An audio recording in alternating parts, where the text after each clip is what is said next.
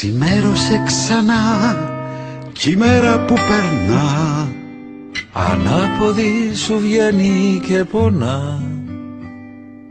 Πάντα χαμογέλαγες και τώρα καταργέσαι. Σμίξε τα χυλάκια, μη βαριέσαι. Και σφύριξε χαρούμενα μπορείς. Δες τη φωτεινή πλευρά της ζωής. Μια φάρσα είναι η ζωή πολύ καλά στημένη κι ο θάνατος γελάει και περιμένει. Ό,τι βαραίνει πέτατο και στη σκηνή υποκλείσου, χαμογέλασε στο θεατή σου. Σφύριξε χαρούμενα μπορείς. Δες τη φωτεινή πλευρά της ζωής. με τις γυναίκες ήσουνα πάντα ο σούπερ γκούφι και τώρα σε φωνάζουνε μαγκούφι. Κι αν όλες σε αφήσανε σε κυνηγάει μια η αιώνια η γαντεμιά.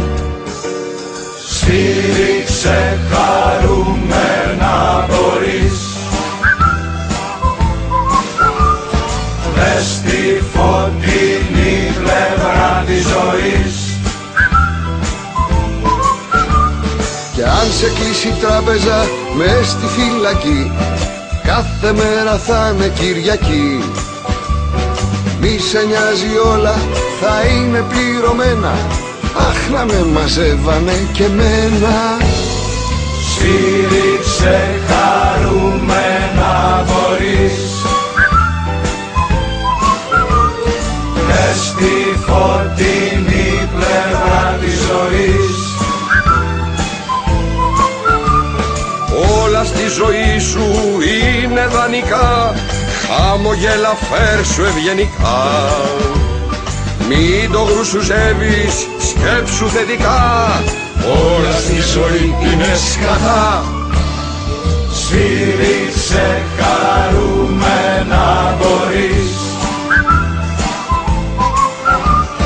Δες τη φωτεινή πλευρά της ζωής. Κι όταν η παράσταση κλείσει τελικά, όλα μοιάζουν με βεγγαλικά. Η ζωή και ο θάνατος είναι θεατρίνη και γελούν από το καμαρίνι. Όχι καμαρίνι, καμαρίνι.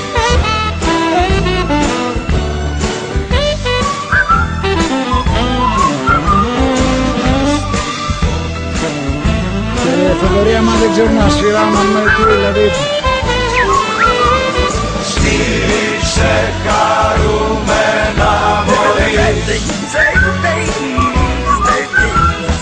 Δες τη φωτεινή πλευρά της ζωής. Δεν είναι φωτεινή ρε παιδιά. Παιδιά, μην τρελαίνεστε. Από το τίποτα ερχόμαστε, στο τίποτα πηγαίνουμε. Μία ή άλλη είναι. Σιγά ο φιλόσοφος να μου. Αλλάζει το πράγμα. Τώρα μάλιστα. Βλέπω τη φωτεινή πλευρά της ζωής. Παπάρια. Τι έγινε ρε παιδιά?